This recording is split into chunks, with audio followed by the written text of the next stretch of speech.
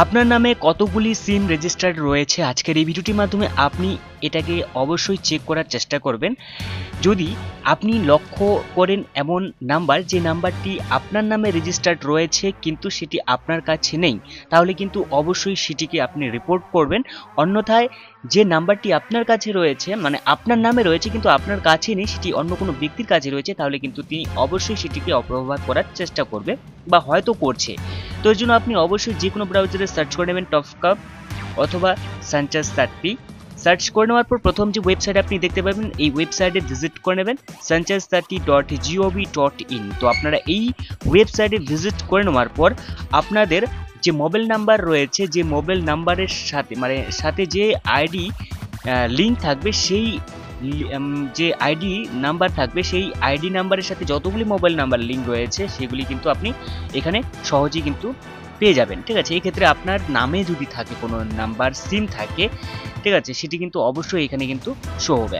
তো এক্ষেত্রে আপনার যে মোবাইল নাম্বার রয়েছে আপনার মোবাইল নাম্বার এই জায়গায় বসিয়ে দেবেন। 10 ডিজিট মোবাইল নাম্বার যে আপনি দেখতে পাচ্ছেন এখানে বসিয়ে দেওয়ার পর আপনার যে ক্যাপচার দেখতে পাচ্ছেন সামনেই ক্যাপচার জায়গায় বসিয়ে দেওয়ার পর আপনি ভ্যালিডিটি ক্যাপচার মধ্যে ক্লিক করে দেবেন। তো এছাড়াও আপনি এখানে অনেক রিকোয়েস্ট দেখতে পাবেন। ঠিক আছে, রিকোয়েস্ট রিসিভ করা হয়েছে এবং অনেক নাম্বার রিসলভ করা হয়েছে, সমস্ত কিছু কিন্তু এই ওয়েবসাইটে দেখতে পাবেন।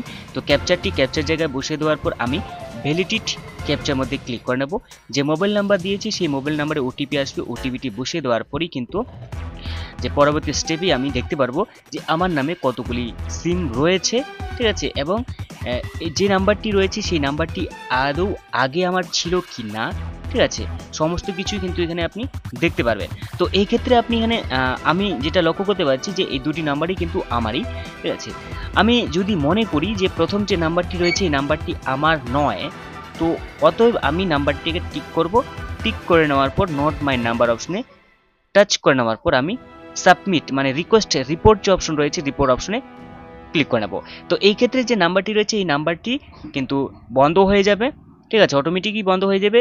যার কাছেই থাকুক তিনি কিন্তু আর এই নাম্বারটিকে ইউজ করতে পারবে না। তো এইভাবে আপনি সহজেই এটিকে চেক করবেন। যত পারেন এই ভিডিওটিকে শেয়ার করবেন যাতে অন্যরাও এই বিষয়ে সচেতন হতে পারে। তো দেখা হচ্ছে পরবর্তী নতুন কোনো একটি ভিডিওতে। ভালো থাকবেন, সুস্থ থাকবেন, বাই বাই।